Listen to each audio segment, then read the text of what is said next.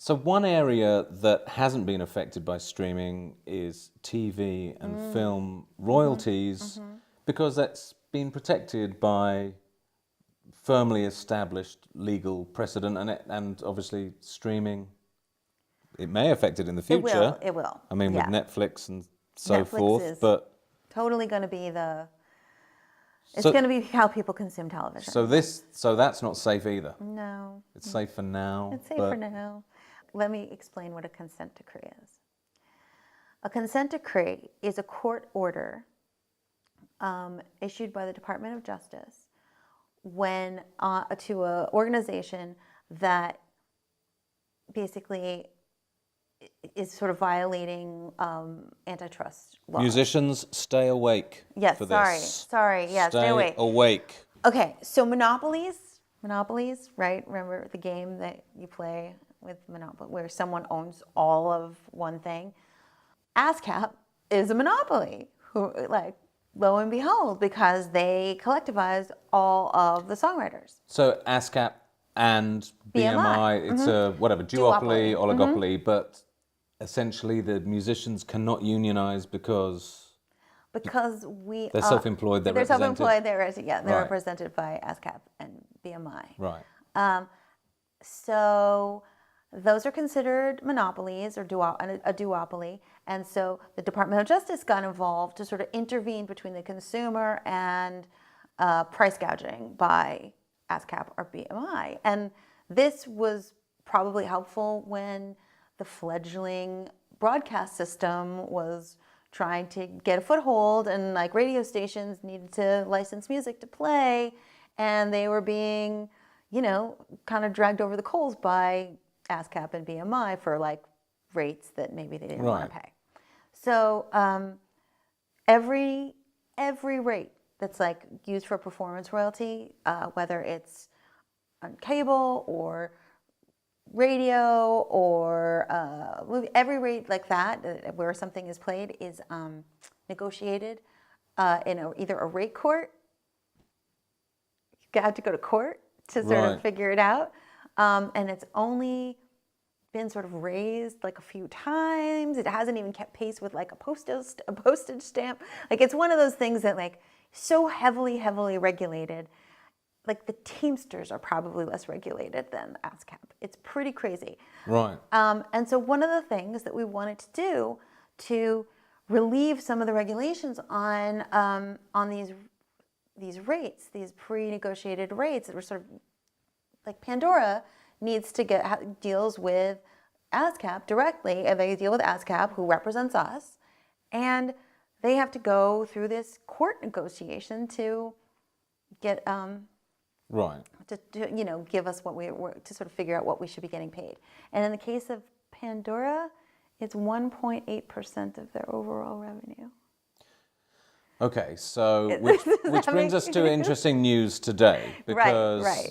Woke up this morning and I saw people posting on Facebook that I'm not sure what's come out, but it's come out that Spotify may not be sustainable. It's lost 618 million since 2008, and it's basically, it keeps losing money, and it may not be what everyone thought it was going to be, which was the new business model for the music industry. And when the investors get cold feet, then things can crumble pretty quickly. Is that maybe what's going to happen? Well, yeah, it is. It might. I mean, would it be a bad thing? It wouldn't be a bad thing, because hopefully what would sprout up in its place is, so I feel like it's tricky with Spotify, because I actually feel like they have the best tech in terms of a platform. Like I feel like it's actually preferable to Apple. Yeah, Apple TV's the app is infuriating. Yeah, the app's infuriating, Apple Music. But where Spotify is so user-friendly, it's so accessible, it's great. It's almost, and I think the other thing is it's too good, because particularly the free tier, because you can barely tell the difference between the free tier and the paid tier. Like, okay, so you have to listen to a couple of ads every now and then, but they might have to work on their windowing a little bit, because their free tier is so usable, so easy, that kind of thing.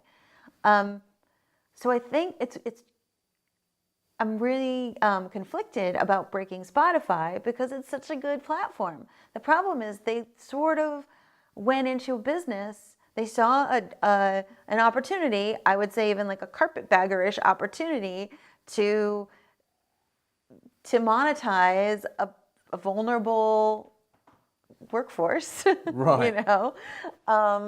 Calling And musicians a workforce, that's hilarious. I know. Yeah. It's silly. But no, they need to be taken Yeah, seriously. That's yes. why we're here. Hello. Yeah.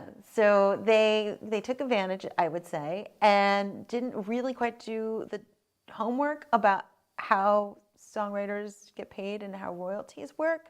So they thought all they really needed was the sound recording.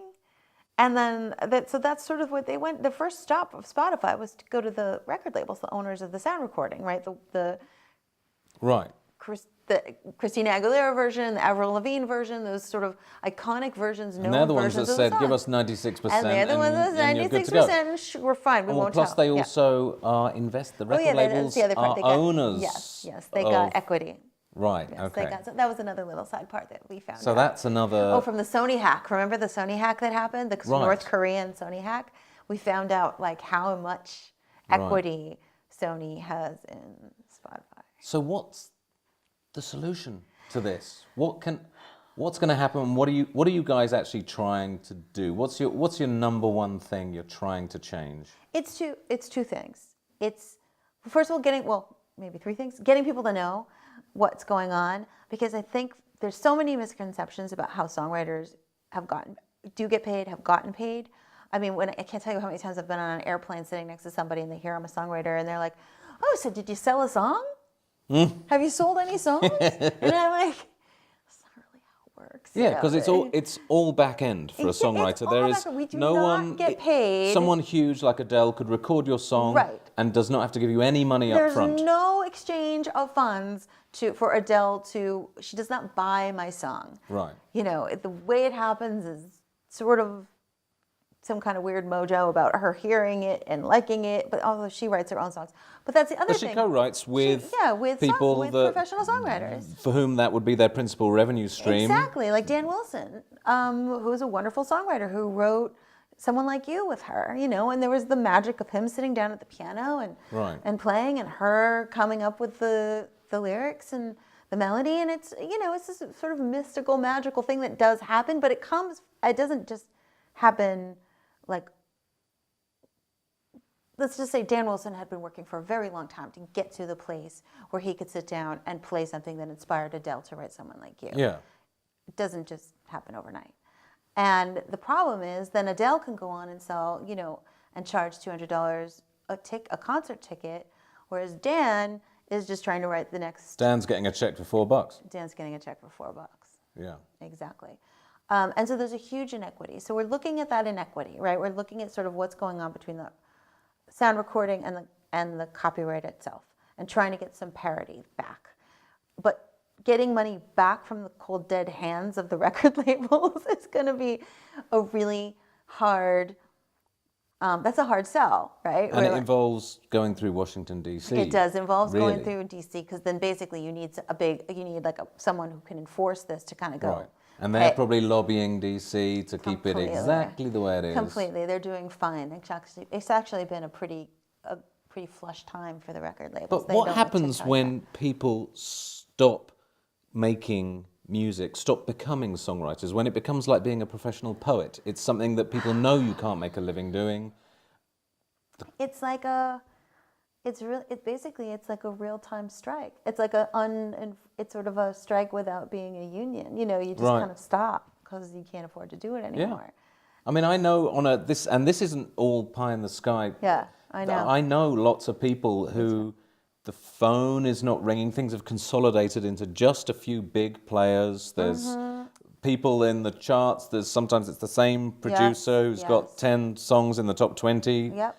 And there's a whole swathe of people in the middle class, raising families, who have devoted their lives to this craft, and their income is decimated. Oh, completely, because the things that used to float you between hits, like album sales and sync fees and things like that, those don't. Well, sync fees are still okay, but those have gone down because the overall value of music has gone down. Right. So those are lowered.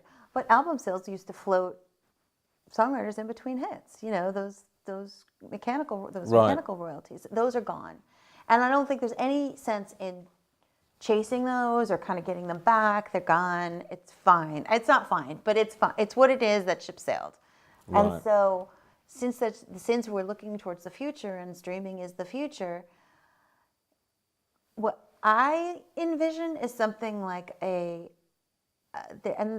this actually exists, which is fair trade music. And this is sort of ethical versions of business models have been sort of popping up all over the place, like in coffee and in coffee with the coffee growers and farmers, and Whole Foods built a whole industry on this.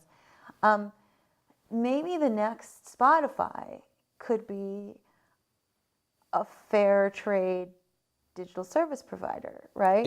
If the customer demands it. If the customer demands it. So it's an awareness issue. It's getting out there and letting people know that it isn't all just the pop stars that are losing out. It's actually kind of this hidden group of people that work behind the scenes that are losing out. Exactly. And would you pay, maybe not a premium, but would you pay a fair trade Spotify $12 a month if you know that the money's going to the coffee growers? You know, the money is going to that at least a fair share of that money is going to the people. We shouldn't have done this in front of a fancy fireplace. No. We should have done this in cardboard boxes. Under an overpass. Totally. This totally blows the whole crime poor we broke into this place to film this. And this is just 3 iPhones. Yeah. Secondhand iPhone 4s. It's kind of true. The owner's going to be coming home any minute, so we gotta get out of here. We were doing okay. Songwriters were doing. This was a sustainable way. It was a real way to make a living for a long time. You know, there was a nice symbiosis between the people who wrote the songs, the people who recorded the songs, the people who broadcast the songs. You know, there was always a little competition in between them, but at least it worked. And it worked enough to sort of, it was hard. It's always been hard. It's always been competitive. But at least it worked enough to sustain a middle class. Right. And that is gone. But it will have to change. Even the record companies are going to need it to change because, you know, it's like any company offering a product. If the product becomes too bad, then the entire industry goes away. Exactly. So it's in their interest to have this healthy community of artists from which they pull their product. And if that disappears, they're going to end up with nothing. Okay, you're asking executives to think long term. You're asking executives and people with shareholders and investors to think beyond this year's revenues, which are pretty great right now. Yeah. In terms, if you look at what they're getting paid from the streaming services and the different tech platforms, and they're on an upswing. They're looking like they're just going to go up. Right. As these businesses scale, you know, as more people pay for Spotify, more people sign on to YouTube Red and give their credit card numbers. Right. You know, it's a growing model. Are they aware of you trying to, do they see you as an irritant? I think I am. I think I'm a persona non grata. Yeah. Well, you know what? I get luckily, the reason I can afford to do this, to be perfectly honest, is because I moved into television. Right. I got hired, my writing partner and I got hired to do all the music for a Disney show. And because it's still a healthy marketplace, because the rate's still good, because there's, the sync fees are negotiated in a free market, which you can sort of means that you can actually negotiate what you get paid up front kind of thing. We're doing okay. So for now, until the streaming model takes over TV, which is coming, and it's then it's going to be all. Which actually, this is how I justify it to my husband, who's like, "Why are you going off and doing all this stuff in Washington?" And I'm like, "Because it's gonna be us soon. It really will. I mean, luckily, there's more skin in the game for the TV networks to protect their content. It's not just, the little writers kind of going, but this isn't fair. There we have a whole industry that can fight for the fair use of their content. So it won't be just us, and I think we need to get that kind of we're getting our ducks in a row. We're kind of creating the phone chain where if something like SOPA were to come up again, we wouldn't be so easily swayed by breaking the internet, the whole breaking the internet idea. Yeah. Like now we can kind of go, hey, yo, that's actually bullshit, and this is what you have to do. And we have a network, and we have something to rally around. And to me, it's about saving the job of songwriter. It's saving the job of writer in general. It's about saving music. It's about saving music. And yeah, man, I gotta save the music. So I'll just finish up by asking, what can we do as musicians and as music consumers? What can we do to sort of help you? Just spread the word? Yeah, get educated, spread the word, read, and a healthy skepticism of these sort of, tech-driven, realize how huge Google and YouTube and Amazon and these gigantic platforms are, and how pervasive they are, and how much money they spend lobbying Congress to keep all this stuff going, to keep this ride going. This sounds like it's got intrinsically linked with the Occupy movement in a way, and Bernie Sanders and everything we're seeing in politics and the 1%. It seems like the same things happen in the music industry. Exact same things happen in the music industry. It's completely the 1% against the 99%. And because, like I said, the middle class of the creative world has been decimated by technology. And I hate to be anti-tech, because I'm not. I use it. I love it. But a money grab took place. It has to be fixed. And it has to be fixed. And I think knowing what's going on, so, just sort of appealing to your better angels, and sort of as a consumer being not just, if you're willing to pay an extra $5 or an extra on your overall bill to know that it's organic, or to know that it was ethically that no musicians were harmed. That no musicians were harmed in the production of this music. Right. That you didn't kill a songwriter or send them packing out of Nashville. Yeah. That's a great start. And we can fix it. I think we can fix it. We have to fix it. Because my son, he's 9, and he's got the bug. He thinks in music. I know, God help him. I'm like, you can code. Maybe start coding. and we need to save him from having to become a coder. We have to. Because it's really boring. So boring. Okay. And he's so much more creative than that. There you go. All right. Well, listen, Michelle, Lewis, thank you for coming on The Needle, and we look forward to seeing you again. You're very welcome.